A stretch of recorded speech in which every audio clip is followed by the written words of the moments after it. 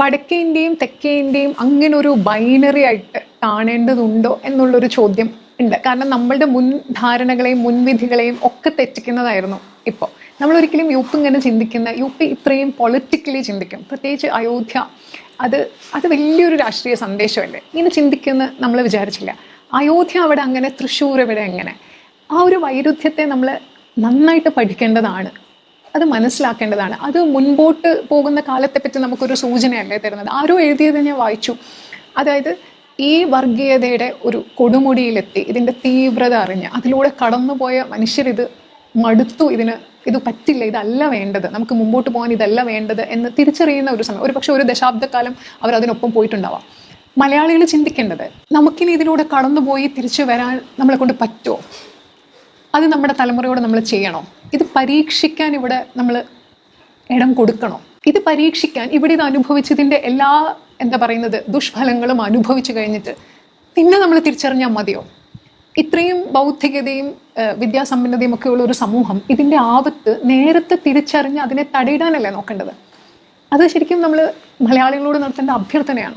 ഇപ്പം നമ്മൾ മലയാളികളോട് ചോദിക്കേണ്ട ഒരു ചോദ്യം, മനുഷ്യരുടെ ഇടയിൽ ഇത്രയും വെറുപ്പ് കുത്തി നിറയ്ക്കുന്ന, പല വിധത്തിലും സാമൂഹിക, സാമ്പത്തിക, സാംസ്കാരിക മൂലധനമൊന്നും ഇല്ലാണ്ട് ജീവിക്കേണ്ടി വരുന്ന ഒരു സമൂഹത്തെ അടിച്ചമർത്തണം എന്നൊരു ഭൂരിപക്ഷത്തെ ചിന്തിക്കാൻ പ്രേരിപ്പിക്കുന്ന ഒരു ആശയധാരയിൽ കൂടെ ഇനി കടന്നുപോയി അതിനെ പരീക്ഷിച്ചറിഞ്ഞ് ഇത് വേണ്ടെന്ന് വെക്കാൻ മലയാളിക്ക് പറ്റുമോ? അപകടം പിടിച്ച വഴിയിലൂടെ പോയി നമ്മുടെ വരുന്ന തലമുറകളെ അതിലേക്ക് തള്ളിവിടാനുള്ള ഒരു നിരുത്തരവാദിത്വപരമായ ചിന്ത മലയാളി കാണിക്കേണ്ടതുണ്ടോ? വലിയ ചോദ്യമാണ്. ഞങ്ങളൊരു പ്രത്യയശാസ്ത്രത്തിനല്ല, വ്യക്തിക്കാണ് വോട്ട് ചെയ്തത് എന്ന് പറയുന്ന ആളുകളോട് ചോദിക്കാനുള്ളത്, ഒരു വ്യക്തിയെ എത്രമാത്രം ആ വ്യക്തി പ്രതിനിധാനം ചെയ്യുന്ന ഒരു പ്രത്യയശാസ്ത്രത്തിന്റെ ഭാഗമല്ലാതെ നമുക്ക് കാണാൻ പറ്റും? ഈ തെരഞ്ഞെടുപ്പിന് മുഴുവൻ രാജ്യത്തിന്റെ പ്രധാനമന്ത്രി ആയിരുന്ന, ഇപ്പോഴും പ്രധാനമന്ത്രിയായി തുടരുന്ന ഒരാള് ഒരു സമുദായത്തെ മാത്രം എടുത്ത് അത് രണ്ട് മതങ്ങൾ തമ്മിലുള്ള ഒരു ഏറ്റവും നമുക്ക് ഒരു വിധത്തിൽ ഒരു വാക്കുപോലും അംഗീകരിക്കാൻ പറ്റാത്ത രീതിയിലുള്ള വർഗീയത പറഞ്ഞുകൊണ്ട് ഒരു തെരഞ്ഞെടുപ്പിനെ നേരിട്ടു. ജ്യോതി രാധിക വിജയകുമാർ പക്ക ഒരു BJP ഏജന്റ്. വീണ്ടും ഞാൻ ബിജു മോഹന് നന്ദി പറയുന്നു, ഇത്തരം ആൾക്കാരെയൊക്കെ നമ്മളിങ്ങനെ എക്സ്പോസ് ചെയ്ത് തരാനായിട്ട് കൊണ്ടുതരുന്നതിൽ. ജ്യോതി വിജയകുമാർ രാഹുൽ ഗാന്ധിയുടെ പ്രസംഗം മലയാളത്തിലേക്ക് തർജ്ജമ ചെയ്തുകൊണ്ട് സംസാരിച്ചതിലൂടെയാണ് അവർ വളരെ ഫേമസ് ആവുന്നത്. അതിനു മുമ്പ് തന്നെ അവർ അത്യാവശ്യം നല്ല പ്രാസംഗികയാണ്, വേദികളിലൊക്കെ നല്ല പ്രസംഗം, സ്ത്രീകളുടെ സമത്വം, ഉന്നമനം, വളരെ നല്ല ആശയങ്ങളൊക്കെ അവർ പറയാറുണ്ട്. ഞാൻ ആദ്യം ഒരു BJP ഏജന്റ് ആണ് എന്ന് പറഞ്ഞെങ്കിൽ ഇവർ പ്രവർത്തിക്കുന്നത് കോൺഗ്രസിലാണ്. പഠന സമയത്തൊക്കെ ഇവർ KSUവിന്റെ കാൻഡിഡേറ്റ് ആയിട്ട് നിൽക്കുകയും മത്സരിക്കുകയും ജയിക്കുകയും ഒക്കെ ചെയ്തിട്ടുണ്ട്. ഇവരുടെ അച്ഛൻ UDFന്റെ കാൻഡിഡേറ്റ് ആയിട്ട് നിന്നിട്ടുണ്ട് എന്നാണ് എനിക്ക് തോന്നുന്നത്. ഈ ജ്യോതി വിജയകുമാറും ബിജു മോഹനൊക്കെ കരുതി വെച്ചിരിക്കുന്നത് BJP എന്ന് പറയുന്നത് ഒരാളുടെ പേരാണ്, അല്ലെങ്കിൽ അതൊരു ആശയം. അതിങ്ങനെ വലിയ വാളുമായിട്ട് നടന്നു വരുന്നു, എല്ലാ സ്ഥലങ്ങളും ഇങ്ങനെ കീഴടക്കുന്നു, എല്ലാവരും കീഴടങ്ങട, എന്റെ മുന്നിൽ കീഴടങ്ങട, എന്റെ മുന്നിൽ കീഴടങ്ങട എന്ന് പറയുന്നു. ഇതിങ്ങനെ വരുന്നു. ഇതിനെ ഇവർ മറ്റൊരു തരത്തിൽ പറയുന്നത് അതൊരു ആശയമാണ്, നിങ്ങൾക്ക് ആ ആശയം മനസ്സിലാകുന്നില്ല, ആശയം വെറുപ്പിൻ്റെതാണ്, ആശയം സമൂഹത്തിലെ മതങ്ങൾക്കിടയിൽ ഭിന്നതയുണ്ടാക്കലാണ്, ഇത് നിങ്ങളുടെ വരും തലമുറയെ ഇത് നശിപ്പിക്കും, ഇത് നാട്ടിൽ വർഗീയമായ വലിയ ധ്രുവീകരണങ്ങൾ ഉണ്ടാക്കും. അയോധ്യ അവിടെ അങ്ങനെ, അതായത് അയോധ്യ ഇരിക്കുന്ന നിയോജക മണ്ഡലത്തിൽ അവിടെ BJP പരാജയപ്പെട്ടു. അതുപോലെ പക്ഷെ തൃശ്ശൂരിൽ സുരേഷ് ഗോപി ജയിച്ചു. ഇതൊരു ഭയങ്കര വൈരുദ്ധ്യമല്ലേ? അയോധ്യ അവിടെ എങ്ങനെ, ഇവിടെ ഇങ്ങനെ, ഇവരൊക്കെ ഇങ്ങനെ നടന്ന് മെഴുകുന്ന എന്തിനാ? നിങ്ങൾ ഈ BJPക്കാരെ കൊണ്ട് പറയിക്കേണ്ട ആവശ്യമില്ല. ഇപ്പോൾ ഉദാഹരണത്തിന് അടുത്ത് തന്നെ അഡ്വക്കേറ്റ് ഗോപാലകൃഷ്ണൻ പുള്ളി പറഞ്ഞു ഗുരുവായൂരിൽ ഒരു ഹിന്ദു MLA വരണം എന്ന് പറഞ്ഞപ്പോൾ ഒരുപാട് പേര് വർഗീയത എന്ന് പറഞ്ഞു. നിങ്ങൾക്ക് പറയാമല്ലോ, നിങ്ങൾ മതേതരവാദികളല്ലേ, നിങ്ങൾ പറയുന്നു നോക്കൂ, ആ നിയോജകമണ്ഡലം രൂപീകരിച്ചിട്ട് ഇത്രയും നാളായിട്ട് മുസ്ലിങ്ങൾ മാത്രമേ ജയിക്കുന്നുള്ളൂ, അവിടെ മുസ്ലിം ലീഗ് ആയാലും ശരി കോൺഗ്രസ് ആയാലും ശരി ഒരു ഹിന്ദു സ്ഥാനാർത്ഥിയെ നിർത്തൂ, അവരും ജയിക്കട്ടെ. അങ്ങനെ എന്താ പറയാത്തെ? അല്ലെങ്കിൽ അവിടെ മുസ്ലിം ജയിച്ചാ എന്താ എന്നാണ് നിങ്ങളുടെ ചോദ്യമെങ്കിൽ പിന്നെ ഞാൻ ഗോപാലകൃഷ്ണൻ അത് പറഞ്ഞതിൽ എന്താ എന്ന് തിരിച്ചു ചോദിക്കാൻ എനിക്ക് പറ്റും. 1921 ഇവിടെ നടന്നത് ഒരു വർഗീയ കലാപമാണ്. അല്ല എന്ന് നിങ്ങൾ വാദിക്കണമെങ്കിൽ അംബേദ്കർ പൊട്ടനാണെന്നും കുമാരനാശാൻ മണ്ടനാണെന്നും ഉള്ള ധാരണ നിങ്ങളുടെ ഉള്ളിലുണ്ടാവും.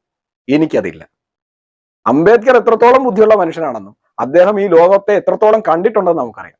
മഹാകവി കുമാരനാശാൻ ജനങ്ങളുടെ ഉള്ളും അവരുടെ വികാരങ്ങളും അവരുടെ വേദനകളും എത്രത്തോളം ഉൾക്കൊണ്ടിട്ടുള്ള ആളാണെന്നും ചണ്ടാല ഭിക്ഷുകി വായിച്ചാലും വീണപൂവ് വായിച്ചാലും അതുപോലെ ദുരവസ്ഥ വായിച്ചാലും നമുക്ക് മനസ്സിലാവും. അപ്പൊ ഇവര് രണ്ടുപേരും കഴുതകളോ മണ്ടന്മാരോ ആണെന്നുള്ളൊരു ധാരണ ജ്യോതി വിജയകുമാറിനുണ്ടെങ്കിലും ബിജു മോഹനുണ്ടെങ്കിലും ഐ അഗ്രീഡ്, അതൊരു കാർഷിക ലഹളയോ അല്ലെങ്കിൽ ഒരു സ്വാതന്ത്ര്യ സമരമായിട്ട് നിങ്ങൾക്ക് കണക്കാക്കാം. ഈ മണിപ്പൂർ കലാപത്തെ പറ്റി നിങ്ങൾ ഈ ഇന്റർവ്യൂവിൽ ഇടയ്ക്കിടയ്ക്ക് പറയുന്നുണ്ട്. ഈ മണിപ്പൂർ കലാപമൊക്കെ തുടങ്ങിയത് 1800 19-ാം നൂറ്റാണ്ടിലാണ് തുടങ്ങിയത്.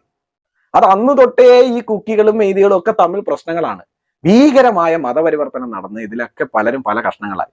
ഇത് ഏത് കാലം തുടങ്ങിയത്? 1990-കളിൽ ഇത് സായുധ കലാപമായി മാറി. അപ്പോഴൊന്നും BJP ഒന്നും ഇവിടെ പവറിലൊന്നും ഇല്ല. നിങ്ങൾ തന്നെയാണ് ഭരിക്കുന്നത്. 100 കണക്കിന് 1000 ആൾക്കാർ കൊല ചെയ്യപ്പെട്ടു. ഇപ്പോഴാണ് അത് നിയന്ത്രണത്തിലായത്. അതുകൊണ്ടാണ് അവിടുത്തെ ജനങ്ങൾ വീണ്ടും BJPയെ തെരഞ്ഞെടുക്കുന്നത്. UP പറ്റി നിങ്ങൾ ടെൻഷൻ അടിക്കുന്നത്. നിങ്ങൾക്ക് ഇപ്പോഴാണോ ടെൻഷൻ തോന്നിയത്? ഇപ്പോൾ മൊബൈലുണ്ട്, ഇന്റർനെറ്റ് ഉണ്ട്, കാര്യങ്ങളൊക്കെ ഉണ്ട്, എല്ലാവരും എല്ലാം അറിയുന്നു. UP ഗുണ്ടാഭരണമായിരുന്നു. നിങ്ങൾ എന്തായി പറയുന്നത്? അത്തീഖ് അഹമ്മദ് എന്നൊക്കെ പറഞ്ഞിട്ടുള്ള ഈ യോഗി ആദിത്യനാഥിന്റെ ഗവൺമെന്റ് ഇരുന്ന സമയത്ത് വെടിവെച്ച് കൊല്ല ചെയ്യപ്പെട്ട യുവമാരൊക്കെ ആരാണ്? പുണ്യാളച്ചന്മാരെന്ന് നിങ്ങൾ കരുതി വെച്ചിരിക്കുന്നത്? ജനങ്ങൾ പറയുന്നത് ഞങ്ങൾക്ക് ഈ ഗുണ്ടകൾ ഭരിച്ചാൽ മതി, ഞങ്ങൾ ഗുണ്ടകളുടെ കൂടെ നിന്നോളാം, ഗുണ്ടകൾ നല്ലവരാണ് എന്ന് പറയൂ. നിങ്ങൾക്ക് ഇപ്പോഴും UP പോയാൽ ദാരിദ്ര്യത്തിന്റെ അങ്ങേയറ്റമുള്ള ചേരി പ്രദേശങ്ങൾ നിങ്ങൾക്ക് ഒപ്പിയെടുക്കാൻ കഴിയും. ദാരിദ്ര്യത്തിന്റെ അങ്ങേയറ്റം. ഞാൻ വെല്ലുവിളിക്കുന്നു, നിങ്ങളൊന്ന് പോയോ UP ഇപ്പോഴും നിങ്ങൾക്ക് കാണാം ദാരിദ്ര്യത്തിന്റെ അങ്ങേയറ്റം നിൽക്കുന്ന സ്ഥലങ്ങൾ. നിങ്ങൾ വിചാരിക്കുന്നത് എന്താണ്? യോഗി ആദിത്യനാഥ് അധികാരത്തിൽ കയറിയപ്പോൾ 2 നില വീടും AC കാറും ഒക്കെ ആയിട്ട് ലാവിഷായിട്ട് ജീവിച്ചിരുന്ന ആ വീടെല്ലാം ഇടിച്ചു നിരത്തി യോഗി ആദിത്യനാഥ് ചെറിയ കൂരകൾ കെട്ടിക്കൊടുത്ത് ഇന്ന് മുതൽ നീ ദാരിദ്ര്യനാണോ എന്ന് പറഞ്ഞ് അവിടെ ഇട്ടെന്നാണോ നിങ്ങളുടെ വിചാരം? അല്ല, എനിക്ക് അറിയാൻ മേലായിട്ടൊക്കെ നിങ്ങളുടെ പറച്ചിലേട്ടാ തോന്നുന്നു അങ്ങനെയാണെന്ന്. അങ്ങനെയല്ല. പക്ഷെ പണ്ട് അത് മാത്രമേ ഉണ്ടായിരുന്നുള്ളൂ. ഇന്ന് നിങ്ങൾക്ക് പോകുമ്പോൾ ഒരുപാട് എക്സ്പ്രസ് ഹൈവേകൾ കാണാം, ഒരുപാട് എയർപോർട്ടുകൾ കാണാം. ചിലർ പറയാം എയർപോർട്ടുകൾ പലതും ആവശ്യമില്ലാതെ കിടക്കുന്നത്. അങ്ങനെ തന്നെയാണ്. ഇത് കാണിച്ചു വേണം അവിടെ എന്ത് കൊണ്ടുവരാൻ, പല പല കമ്പനികളെ അവിടേക്ക് ഇൻട്രൊഡ്യൂസ് ചെയ്യാൻ. ഇപ്പോൾ മൊബൈൽ നിർമ്മാണ യൂണിറ്റുകൾ, കളിപ്പാട്ട നിർമ്മാണ യൂണിറ്റുകൾ, വ്യവസായ സ്ഥാപനങ്ങൾ 18,500ഓളം എണ്ണമാണ് ആരംഭിച്ചത്. അതിൽ 8,000 എണ്ണവും സ്ത്രീകളാണ് നേതൃത്വം കൊടുക്കുന്നത്. ഉത്തർപ്രദേശിന്റെ ഇത്തവണത്തെ ബഡ്ജറ്റ് എങ്കിലും മാഡം കണ്ടിരുന്നു? എന്താണ് പണം ഒഴുകുന്നത്? ഈ പണമൊക്കെ എവിടെ നിന്ന് വന്നു? ജനങ്ങൾ മനസ്സമാധാനത്തോടു കൂടി ജീവിക്കുന്നുണ്ട് മിസ് ജ്യോതി. അവിടെ നിങ്ങൾ പറയുന്ന പോലെ ദളിതർ ആക്രമിക്കപ്പെടുന്നുണ്ട്. കാര്യം 7 വർഷമേ ആയിട്ടുള്ളൂ യോഗി ആദിത്യനാഥ് അധികാരത്തിലോട്ട് എത്തിയിട്ട്. ഇത്രയും നീചമായ ജാതി വ്യവസ്ഥ ഒരു തരത്തിലും മാറ്റാൻ ശ്രമിക്കാത്ത നിങ്ങളുടെ കോൺഗ്രസ് ഉൾപ്പെടുന്ന, അല്ലെങ്കിൽ നിങ്ങളുടെ ഇന്ത്യ മുന്നണിയിലുള്ള ആൾക്കാർ ഉൾപ്പെടുന്നവർ ഭരിച്ചിരുന്നതാണ് UP. അപ്പോൾ അതിൽ നിന്നും ജനങ്ങൾ ജാതി ഒന്നും പാടില്ല, ജാതി എന്നൊക്കെ നമ്മൾ കുറച്ചുകൂടെയൊക്കെ മെച്ചപ്പെടണം എന്ന് ഒരു 7 വർഷം കൊണ്ട് മാറില്ല. നിങ്ങൾക്ക് യോഗി ആദിത്യനാഥ് എത്തുന്നതിന് മുമ്പ് ഏകദേശം 70 വർഷത്തോളം UP കിട്ടി. കോൺഗ്രസിന് കിട്ടി, BSPക്ക് കിട്ടി, SP കിട്ടി. എന്തോ വാഴയ്ക്ക ചെയ്യുമായിരുന്നു നിങ്ങൾ. ഇനി പോട്ടെ, നിങ്ങൾ സ്ത്രീകൾക്ക് വേണ്ടി ഘോരഘോരം വാദിക്കുന്ന ആളാണ്, കോൺഗ്രസുമായിട്ട് അടുത്ത ബന്ധമുള്ള ആളാണ്. ഇതൊന്ന് കേട്ടു നോക്കി. കൂടുതൽ സീറ്റുകൾ സംവരണം സ്ത്രീകൾക്ക് വേണ്ടി ഏർപ്പെടുത്തിയ കാലഘട്ടത്തിൽ മുസ്ലിം ലീഗിന്റെ അന്നത്തെ നേതാക്കൾ സമസ്തയോട് അത് സംബന്ധിച്ചുള്ള അഭിപ്രായം ചോദിച്ചിരുന്നു. സംവരണ സീറ്റുകളിൽ നിർബന്ധമായ ഒരു അവസ്ഥ വന്നതുകൊണ്ട് സ്ത്രീകളെ നിർത്താമെന്നും ജനറൽ സീറ്റുകളിൽ അത് അനുവദനീയാക്കേണ്ടതില്ല എന്നുമുള്ള മറുപടിയാണ് കൊടുത്തുള്ളത്. ആ അടിസ്ഥാനത്തിൽ തന്നെയാണ് മുസ്ലിം ലീഗ് തുടർന്നു പോകുന്നത്. ഇപ്പൊ അതിനൊക്കെ മാറ്റം കാണുന്നുണ്ട്. അത് സമസ്തയുടെ തത്വവുമായിട്ട് യോജിച്ചൊരു സംഗതിയല്ല എന്ന് കൂടെ ജനങ്ങൾ മനസ്സിലാക്കുന്നത് നല്ലതാണ്. എല്ലാത്തിടത്തും നിർത്തേണ്ടെന്നാണല്ലോ അതിന്റെ അർത്ഥം. പ്രാപ്തരായ ആണുങ്ങൾ കുറെ ഉണ്ടല്ലോ, അവരെ തന്നെ നിർത്തിയാൽ മതി എന്നുള്ള നിലക്കാണ് സമസ്ത അനുവാദം കൊടുത്തത്. സമസ്തയോട് കൂടെ നിൽക്കണം, സമസ്ത തീരുമാനത്തോടു കൂടെ നിൽക്കുന്നതാണ് നല്ലത്. കാരണം ഇവിടുത്തെ മുസ്ലിം ഭൂരിപക്ഷം ജനങ്ങളും സമസ്തയുടെ ആളുകളാണ്. അവരുടെ ആദർശത്തിന് വിരുദ്ധമായിട്ടുള്ള നിലപാട് സ്വീകരിക്കുന്നത് ഒരു മുസ്ലിം സംഘടനയ്ക്ക് യോജിച്ചതല്ല. എന്തെങ്കിലും ഒന്ന് ഉരിയാടാനുള്ള ധൈര്യം നിങ്ങൾക്കുണ്ടോ? നിങ്ങൾക്ക് വിമർശിക്കാൻ പറ്റിയ ആൾക്കാർ ഹിന്ദുക്കളും RSSും BJPയും മാത്രമാണ് എന്നുള്ള ഒരു ബോധ്യം നിങ്ങൾക്ക് വേണം. അവരെ മാത്രമേ നിങ്ങൾക്ക് വിമർശിക്കാൻ പറ്റുള്ളൂ. നിങ്ങളുടെ ജനാധിപത്യ ബോധം, നിങ്ങളുടെ അഭിപ്രായ സ്വാതന്ത്ര്യം, നിങ്ങളുടെ വ്യക്തി സ്വാതന്ത്ര്യം, നിങ്ങളുടെ മത സ്വാതന്ത്ര്യം എല്ലാം കാണിക്കാൻ അവിടെ പറ്റുള്ളൂ. ഇവിടെ നിങ്ങളൊന്ന് കാണിച്ചു നോക്കിയേ. വാലും ചുരുട്ടി വാക്കിയത്ത് പഴവും തിരികെ ചുമ്മാതിരിക്കുന്ന നിങ്ങൾ എങ്ങനെയാണ് BJPയെ ഈ കേരളത്തിലുള്ള ജനങ്ങളുടെ ഉള്ളിൽ നിന്ന് എടുക്കുന്നത്? ഞങ്ങൾക്ക് ആർക്കും വലിയതൊന്നുമില്ല, ഇന്ന പാർട്ടികൾ വരണമെന്ന് നിങ്ങൾ സംസാരിച്ചാൽ മതി. ഒന്ന് പ്രതികരിക്കാമോ ഇതിനെതിരെ? മതരാഷ്ട്രവാദത്തിനെതിരാണല്ലോ നിങ്ങൾ പറഞ്ഞു, RSSന്റെ മതരാഷ്ട്രവാദം. അപ്പൊ ഈ കേൾക്കുന്നത് എന്താണ് മാഡം? ഇസ്ലാമിന്റെ വളരെ മൗലിക പ്രധാനമാണ് ഇസ്ലാമിന്റെ രാഷ്ട്രവും ഇസ്ലാമിക രാഷ്ട്രവും ഇസ്ലാമിക ഭരണവും. ഇത് ആരാധനാ കർമ്മങ്ങൾ പോലും അതിനെ പൂർണ്ണതയോട് നിർവഹിക്കണമെങ്കിൽ ഇസ്ലാമിക രാഷ്ട്രവും ഇസ്ലാമിക ഭരണകൂടവും ഉണ്ടാവേണ്ടതുണ്ട്. ആരാണ് നമസ്കാരത്തിന് ഇമാമത്തിക്കണ്ട്? ഇസ്ലാമിക രാഷ്ട്രത്തിന്റെ ഭരണ ഖലീഫയാണ്, അല്ലെങ്കിൽ അദ്ദേഹം നിശ്ചയിക്കുന്ന ഗവർണറാണ്, അല്ലെങ്കിൽ അവർ നിശ്ചയിക്കുന്ന ഉദ്യോഗസ്ഥർ. ഇതുകൂടാതെ KM ഷാജിയുടെ മതമാണ് പ്രശ്നം എന്നുള്ള വീഡിയോയും അവൈലബിൾ ആണ്. ഇതൊക്കെ ഇവിടെ ഇരിക്കുമ്പോൾ നിങ്ങൾ ഉൾപ്പെടുന്ന, അല്ലെങ്കിൽ കോൺഗ്രസിന്റെ ടീമുകൾ എല്ലാവരും കൂടെ പോയിട്ട് ഇനി BJPയുടെ വർഗീയത വരാതിരിക്കാൻ SDPI, PDP, ജമാഅത്തെ ഇസ്ലാമി, മുസ്ലിം ലീഗ്, ഈ ചവറ് വിഷജീവികൾ എല്ലാവരും കൂടെ ഒന്നിക്കുകയാണ്. നിങ്ങൾ എങ്ങനെയാണ് BJPയെ RSSനെ തടയുന്നത്? നിങ്ങൾ പറഞ്ഞില്ലേ ഈ നമ്മളിങ്ങനെ പോയി ഒരു ഭീതിയിലോട്ട് പോയി. എന്തിനാ പോകുന്നത്?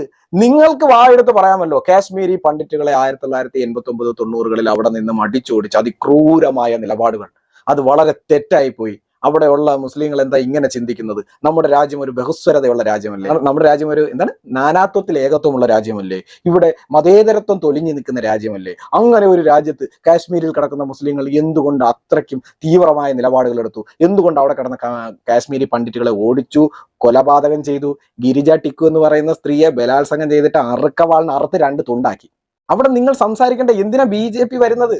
ഇന്ത്യയുടെ 6 എയർഫോഴ്സ് ഉദ്യോഗസ്ഥരെ നിഷ്കരുണം ഞാൻ വെടിവെച്ച് കൊന്നിട്ടുണ്ട് എന്ന് പറഞ്ഞ യാസിൻ മാലിക്കിന്റെ കയ്യും പിടിച്ചുകൊണ്ട് അരുന്ധതി റോയ് എന്ന് പറയുന്ന ഒരു സ്ത്രീ അവർ പറയാണ് Kashmir is not an integrated part of India.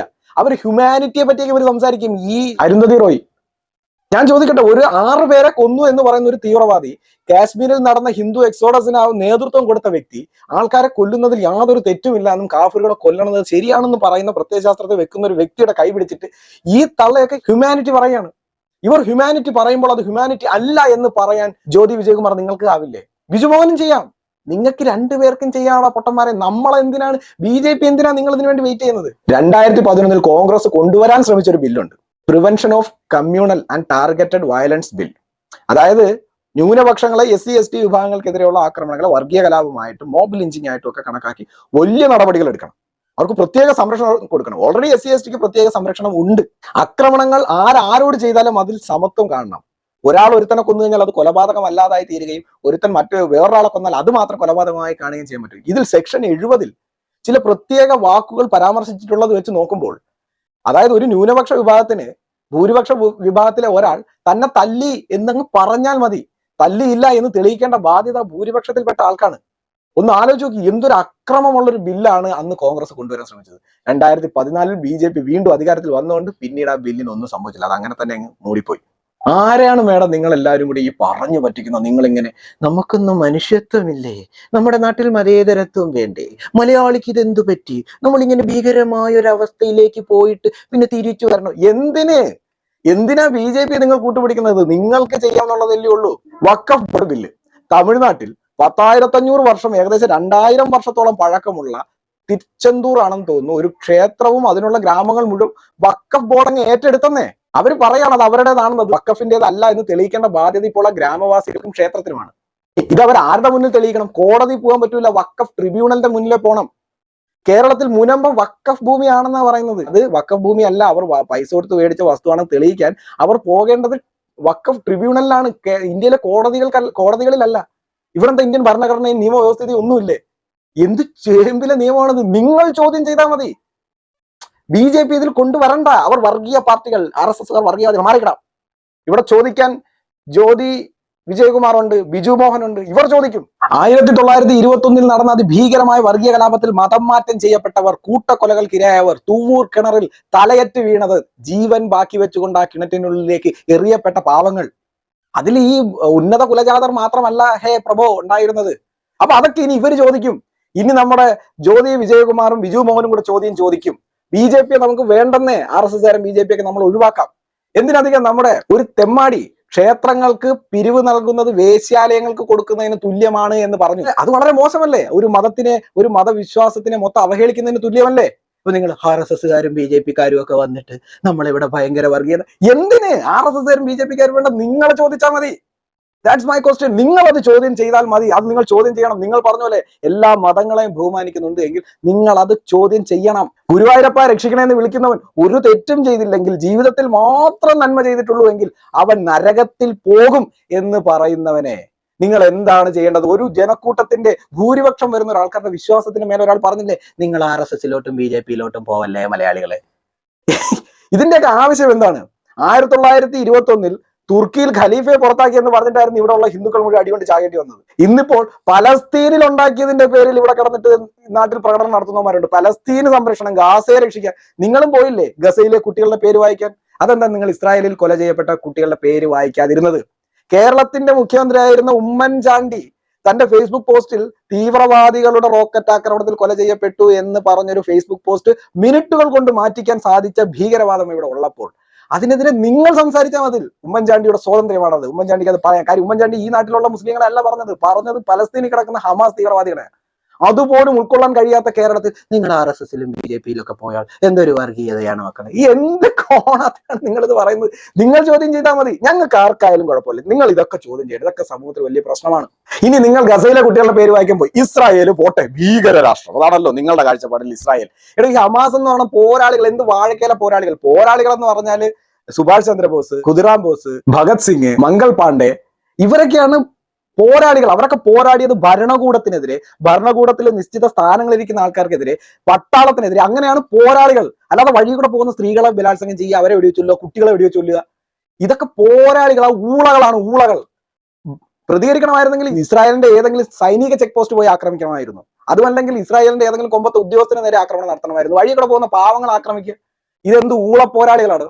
ഇനി പോട്ടെ, നൈജീരിയയിലും സുഡാനിലും കുട്ടികൾ മരിച്ചല്ലോ, നിങ്ങൾ പേര് വായിക്കാൻ പോയോ? നിങ്ങൾ അറിഞ്ഞോ അവിടെ കുട്ടികൾ മരിക്കുന്നത്?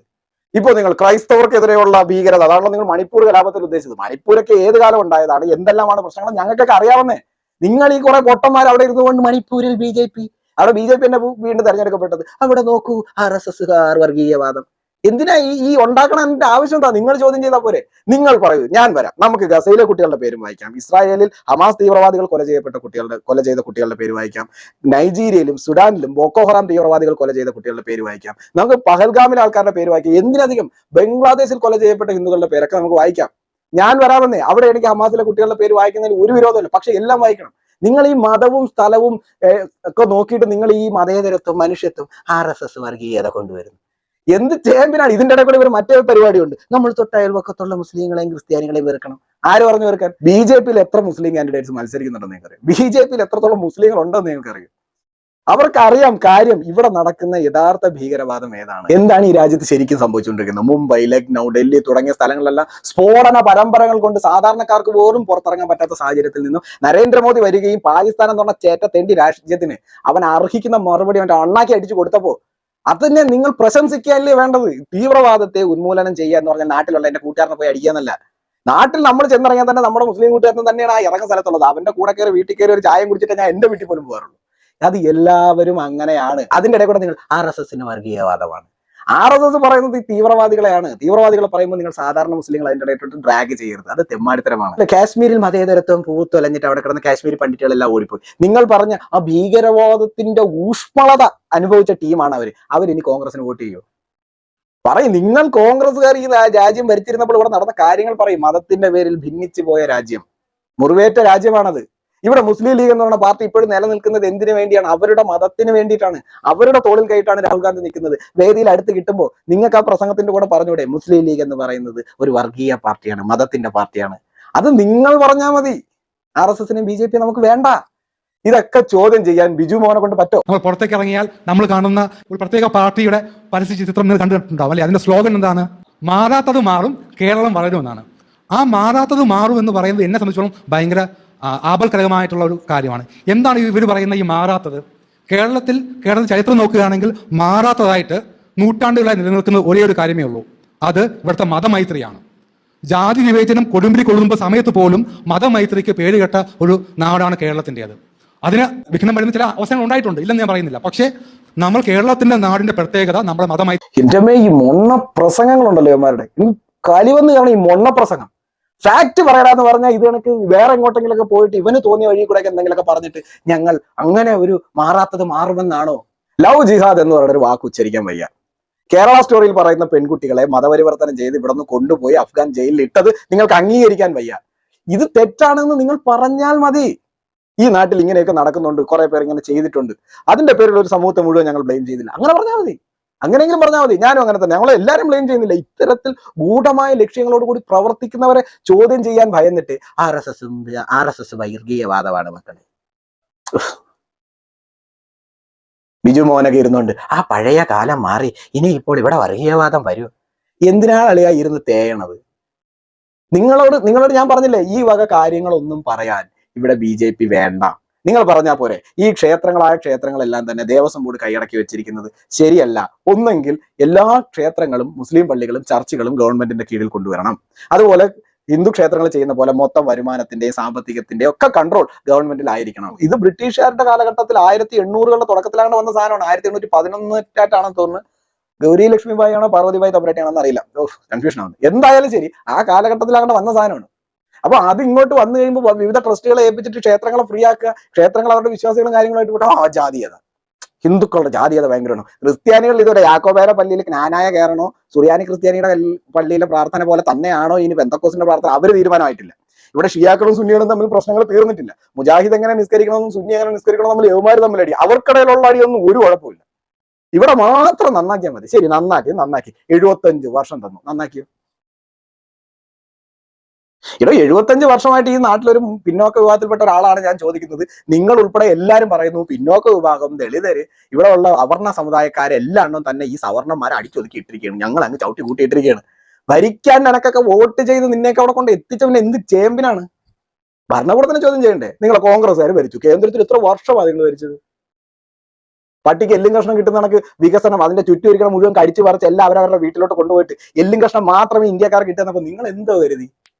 ഹിന്ദുക്കൾ അങ്ങനെ അവർ ഈ പൊട്ടന്മാരിങ്ങനെ അങ്ങ് നടന്നോളൂ. നമുക്ക് വലിയ കാര്യങ്ങളൊക്കെ മതേതരത്വം ഭയങ്കര സംഭവമായിരിക്കണം. അതുകൊണ്ട് അവർക്ക് പ്രത്യേക മതവിഭാഗങ്ങൾക്ക് നമ്മൾ സംരക്ഷണം കൊടുക്കണം, അവർക്ക് ആനുകൂല്യങ്ങൾ കൊടുക്കണം, അവർക്ക് സ്കോളർഷിപ്പും സ്റ്റൈപ്പൻഡുകൾ അവർക്ക് മാത്രം കൊടുക്കണം, അവർക്ക് മാത്രം നമ്മൾ ഇങ്ങനെ ഈ അവർക്ക് മാത്രം ഒരു സൈഡ് മാത്രം ഇങ്ങനെ പോകുമ്പോൾ ഇപ്പുറത്ത് നിങ്ങൾ ശ്രദ്ധിക്കുന്നില്ലേ? ഇവിടെ ഷെഡ്യൂൾഡ് കാസ്റ്റ്, ഷെഡ്യൂൾഡ് ട്രൈബ് ഉണ്ട്. 2014 മോദി വന്നപ്പോൾ ഉണ്ടായ സാധനങ്ങളല്ല ഇതൊന്നും. ഇവരൊക്കെ ഇവിടെ ഉണ്ടായിരുന്നവരാണ്. മിസ്റ്റർ ബിജു മോഹൻ, ജ്യോതി വിജയകുമാർ RSSലും BJPയിലും പോവല്ലേ?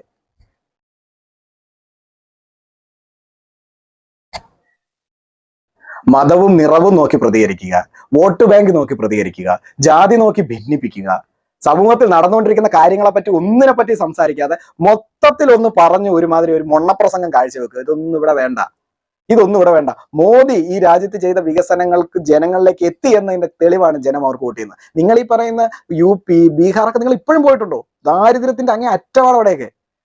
അവർ വീണ്ടും BJPക്കൊക്കെ വോട്ട് ചെയ്യുന്നുണ്ടെങ്കിൽ അതിൽ നിന്ന് അവരെല്ലാം എത്രത്തോളം അവർ മുന്നോട്ട് കൊണ്ടുവന്നിട്ടുണ്ട് എന്ന് നിങ്ങൾ നോക്കണം. നമ്മൾ കേരളത്തിന്റെ ഭൂമിശാസ്ത്രത്തിലോ കേരളത്തിലെ ജനങ്ങളുടെ ജീവസാഹചര്യമോ കേരളത്തിന്റെ ചരിത്രമോ നോക്കി നിങ്ങൾ പറയരുത്. ഈ മുഗൾ സാമ്രാജ്യ ഭരണകാലഘട്ടത്തിൽ കറാച്ച് എന്ന് പറഞ്ഞൊരു കാർഷിക നികുതി ഉണ്ടായിരുന്നു 50%. അന്ന് തകർന്നതാണ് ഈ ഉത്തർപ്രദേശ്, ബീഹാർ തുടങ്ങിയിട്ടുള്ള ഇന്ത്യയുടെ എന്താ പറയാ കാർഷിക കേന്ദ്രങ്ങളെല്ലാം അന്ന് തകർന്നതാണ്. ബ്രിട്ടീഷുകാർ വന്ന് 58 അപ്പം കുറെ കൂടെ തകർന്നു.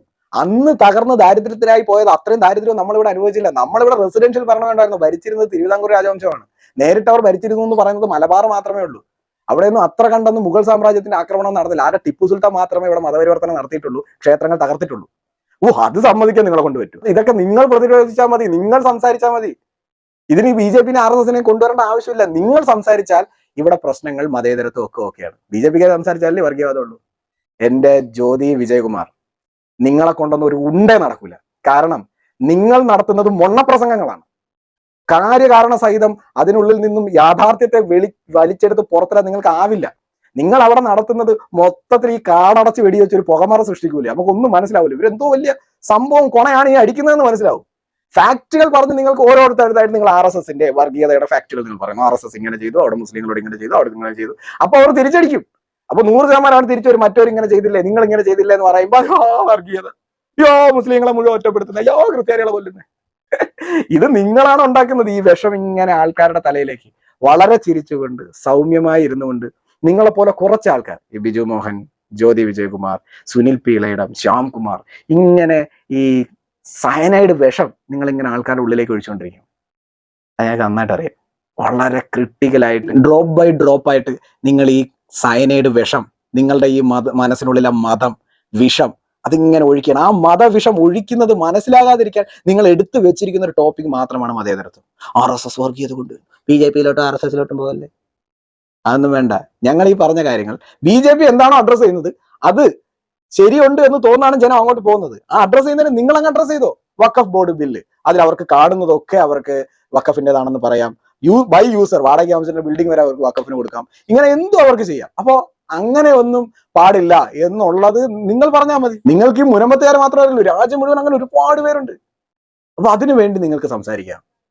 ട്രിപ്പിൾ തലാക്ക്, മുസ്ലിം സ്ത്രീകൾക്ക് അന്തസ്സായിട്ട് ജീവിക്കാൻ കഴിയുന്നത് ട്രിപ്പിൾ തലാക്ക് എടുത്ത് കളഞ്ഞത് കൊണ്ടാണ്. ഒരുത്തന്റെ കൂടെ അടക്കുമ്പോൾ ഫോണിൽ വിളിച്ചും കത്തെഴുതിയിട്ടും അപ്പുറത്ത് നിന്ന് വേറൊരു പെണ്ണിനെ കാണുമ്പോൾ തലാക്ക് ഇല്ലാതെന്ന് പറ്റൂല. അവർക്ക് വേണ്ടുന്ന കോമ്പൻസേഷൻ കൊടുത്തിട്ടൊക്കെ ഇപ്പം കാര്യങ്ങൾ ചെയ്യാൻ പറ്റൂ. കൃത്യമായി കോടതി വ്യവഹാരത്തിലൂടെ പോകാൻ പറ്റുള്ളൂ. അതെങ്ങനെയാണ് ഒരു രാജ്യത്ത് ഈ രണ്ട് ജനങ്ങളെ രണ്ട് തട്ടിലായിട്ട് നിർത്തിയത്. ഒരാൾ ഇന്ത്യൻ ഭരണഘടനയ്ക്ക് അനുസരിച്ച് തന്നെ ആ വലിയ മതവിഭാഗം ജീവിക്കണം, മറ്റൊരാൾക്ക് സിവിൽ നിയമങ്ങളിലൊന്നും ഇന്ത്യൻ ഭരണഘടന ഒരു വിഷയമേ അല്ല. അത് നിങ്ങൾ എങ്ങനെ അനുവദിച്ചു കൊടുക്കുന്നത്? നിങ്ങൾ മതത്തിന് മേലെ ചിന്തിക്കാനല്ലേ പറയുന്നത്? എത്രത്തോളം കീടമായിട്ടുള്ള വൃത്തികെട്ടതുമായിട്ടുള്ള മനസ്സുണ്ടായിട്ടായിരിക്കണം നിങ്ങൾ ഈ മതങ്ങളെ തട്ടായിട്ട് നിർത്തി പ്രതികരിക്കുന്നത്? ഒരു മതത്തിന് വേണ്ടി മാത്രം സംസാരിക്കുക. അപ്പോൾ നിങ്ങൾ ഈ പറഞ്ഞ പോലെ മറ്റൊരു മതം ധ്രുവീകരിക്കപ്പെടില്ലേ? നിങ്ങൾക്ക് ഓൾ കൺസേൺ ആയിട്ട് നിങ്ങൾ പറഞ്ഞാൽ പോരാ, നിങ്ങൾ പ്രവർത്തിക്കുകയും വേണം. ഇപ്പോൾ തന്നെ മുസ്ലിങ്ങൾ പള്ളികളിൽ സ്ത്രീകൾ കയറണമോ എന്നുള്ളത് മുസ്ലിം പണ്ഡിതന്മാർ തീരുമാനിക്കട്ടെ എന്ന് പറഞ്ഞാൽ സ്വാഗതാർഹം, എല്ലാവരും സ്വാഗതം ചെയ്യുന്നു. അതുപോലെ ശബരിമലയുമായി ബന്ധപ്പെട്ട കാര്യങ്ങൾ അത് ഹിന്ദു സമൂഹം തീരുമാനം എടുക്കട്ടെ. അവിടെ സ്ത്രീകൾക്ക് പ്രവേശനം ഉണ്ടല്ലോ, ഒരു ടൈം ബാരിയർ എന്ന് പറയുന്നത് അവരുടെ വിശ്വാസത്തിന്റെ ഭാഗം മാത്രമാണല്ലോ. സ്ത്രീകളെ കയറ്റുന്നില്ലെങ്കിൽ നമുക്ക് അങ്ങനെ ആലോചിക്കും, പുരുഷന്മാരെ കയറാത്ത അമ്പലങ്ങളുണ്ട്. വിശ്വാസങ്ങൾ അതിന്റെ ഒരു ഭാഗത്ത് അങ്ങനെ നടന്നോട്ടെ. നമ്മുടെ പൊതുസമൂഹത്തെ അത് ബാധിക്കുന്ന രീതിയിൽ ഒരു ശബരിമല സീസൺ വന്ന സ്ത്രീകൾക്ക് പുറത്തിറങ്ങാൻ പറ്റുന്നില്ല, സ്ത്രീകൾക്ക് അമ്പലത്തിൽ പോകാൻ പറ്റുന്നില്ല, സ്ത്രീകൾക്ക് സ്കൂളിൽ പോകാൻ പറ്റുന്നില്ല, ജോലി സ്ഥലത്ത് പോകാൻ പറ്റുന്നില്ല, എവിടെ പോയാലും അയ്യപ്പന്മാർ കറുപ്പ് കൊടുത്തു വന്നിട്ട് ഇവരെ വടി കൊണ്ട് അടിച്ചു പഠിക്കും. ഇങ്ങനെയൊക്കെ ആണെങ്കിൽ ഓക്കെ, അതൊക്കെ നമുക്ക് ചോദ്യം ചെയ്യാം. അങ്ങനെയൊന്നും ഒരുത്തിനോട് ചെയ്യണ്ട. അങ്ങനെയൊന്നും ഇല്ലല്ലോ, ഇതൊക്കെ ഒരു സ്ഥലം നടന്നു പോകുന്നില്ല, ആർക്കും ഉപദ്രവമില്ലാതെ. അപ്പൊ അത് നിങ്ങൾക്ക് വേണമെങ്കിൽ ഈ ഒരു പോയിന്റ് ഓഫ് വ്യൂവിൽ മതത്തിന്റെ നേതാക്കൾ തീരുമാനിക്കാൻ പറ്റൂലല്ലേ? മതേതരത്വം RSSന്റെയും BJPയുടെയും പുറകെ പോലെ നിങ്ങൾ ഈ കരയും. നിങ്ങളൊന്നും ഒന്നിനും കൊള്ളത്തില്ല. നിങ്ങൾക്ക് ഈ പലസ്തീന് വേദനിച്ചാൽ മാത്രമേ വേദനിക്കുള്ളൂ. നൈജീരിയയിലും സുഡാനിലും കറുത്തിരിക്കുന്ന കുട്ടികളായതുകൊണ്ട് നിങ്ങൾക്ക് വേദനിക്കത്തില്ല. നിങ്ങളപ്പോൾ ഒരുപാട് ഉടായ്പകൾ ഈ സമൂഹത്തിൽ ഇപ്പോൾ എക്സ്പോസ് ആയിക്കൊണ്ടിരിക്കുകയാണ്. നിങ്ങളൊക്കെ ഈ പറയുന്ന പോലെ മതമൈത്രിയുടെ കാലഘട്ടം നാട്ടുമ്പുറത്ത് നമ്മൾ ഇപ്പോഴും സഹോദരങ്ങളോടും സ്നേഹപൂർവ്വം തന്നെ നമ്മളെല്ലാവരും സന്തോഷത്തിലും സ്നേഹത്തിലും ഒരു ഓണം, വിഷു, റംസാൻ, പെരുന്നാൾ, ക്രിസ്മസ് ഒക്കെ വന്നാലും നമ്മൾ ഒരുമിച്ച് കരോള് കൂടുന്നു, ഒരുമിച്ച് ഓണം ആഘോഷിക്കുന്നു. അങ്ങനെ ഒരുപാട് പരിപാടികൾ. മതപരിവർത്തനം ചെയ്യാൻ കണ്ട ഉൾഗ്രാമങ്ങളിൽ പാവപ്പെട്ട ആദിവാസികളെ അടുത്ത് ചെന്നിട്ട് അടിമേടിക്കുന്ന പാസ്റ്റർമാരെയും കന്യാസ്ത്രീമാരെയും ഞാൻ ഒഴിവാക്കുന്നു. തെമ്മാടി തരവും തന്തയില്ലായ്മയുമാണ് ഈ മതപരിവർത്തനത്തിൽ നിങ്ങൾ ഇറങ്ങിത്തിരിക്കുന്നത്. നിങ്ങളുടെ ബൈബിളിനെ എടുത്ത് ചുരുട്ടി കളഞ്ഞിട്ട് അവിടെ ഭഗവത്ഗീത മതി, ഭഗവാനാണ് കറക്റ്റ് എന്ന് പറയുമ്പോഴേ നിങ്ങൾക്ക് ആ വിഷമം മനസ്സിലാവുള്ളൂ. അത് എല്ലാ ക്രിസ്ത്യാനികളും അറിഞ്ഞിരിക്കും. അപ്പോഴാണ് നിങ്ങൾക്ക് ആ വിഷമം മനസ്സിലാവുള്ളൂ. അതുകൊണ്ടാണ് ഇത് അങ്ങോട്ട് പറഞ്ഞു തരുന്നത്. അപ്പോൾ ആ അവരെ മാറ്റി നിർത്തി കഴിഞ്ഞാൽ പിന്നെ നമ്മളെല്ലാവരും വളരെ സന്തോഷത്തിലല്ലേ അങ്ങോട്ട് ഇങ്ങോട്ട് ജീവിക്കുന്നത്. അപ്പോൾ അതിൻ്റെ ഇടയിൽ കൂടി ഈ കുത്തിത്തിരിപ്പ് ഉണ്ടാക്കാനായിട്ട് ക്ഷേത്രങ്ങൾ, വേശ്യാലയങ്ങൾ ഒരുപോലെയാണ്. ഗുരുവായൂരപ്പ രക്ഷകനെ എന്ന് വിളിച്ചു കഴിഞ്ഞാൽ നരകത്തിൽ പോകും. പിന്നെ ഇവിടുന്ന് പെണ്ണുങ്ങളെ മതപരിവർത്തനം ചെയ്ത് കഞ്ചാവും ലഹരി മരുന്നും ഒക്കെ കൊടുത്തിട്ട് ഇവരൊക്കെ അഫ്ഗാനിസ്ഥാനിലും സിറിയയിലും കൊണ്ടുപോകുക. ഇവിടുന്ന് 93ഓളം പേര് ISIS ചേരാൻ പോയ ഒരുത്തൻ അവിടെ നിന്ന് ഇവിടെ അനൗൺസ് ചെയ്യുന്നു, തൃശ്ശൂർ പൂരം നടക്കുന്നില്ലേ, മഹാകുംഭമേള നടക്കുന്നില്ലേ, അതിൻ്റെ അത് വണ്ടി കൊണ്ട് ഇടിച്ചു കയറ്റി എന്നൊക്കെ പറയുമ്പോൾ കാലിൻ്റെ ഇടയിൽ വാലും ചുരുട്ടി വായു അടച്ചു വെച്ചിരിക്കാൻ RSSകാരെ കിട്ടില്ല. സ്നേഹവും സൗഹൃദവും എല്ലാവരും ഒരുപോലെ തന്നെ. ഓണമായാലും വിഷു ആയാലും ക്രിസ്മസ് ആയാലും പെരുന്നാളായാലും നമ്മൾ ഒരുമിച്ച് ആഘോഷിക്കും. ഇത്തരം കീടങ്ങളെ കൃത്യമായി എക്സ്പോസ് ചെയ്തിരിക്കും. അത് പറഞ്ഞിരിക്കും. അത് പറയുന്നതാണ് നിങ്ങളുടെ വിഷമെങ്കിൽ നിങ്ങൾ പറഞ്ഞാൽ മതി. അല്ലെങ്കിൽ ഈ കരച്ചിൽ ഇങ്ങനെ തുടരുക, RSSലും BJPയിലോട്ടും പോവല്ലേ, RSSലോട്ടും BJPയിലോട്ടും പോവല്ലേ. ജയ് ഹിന്ദ്.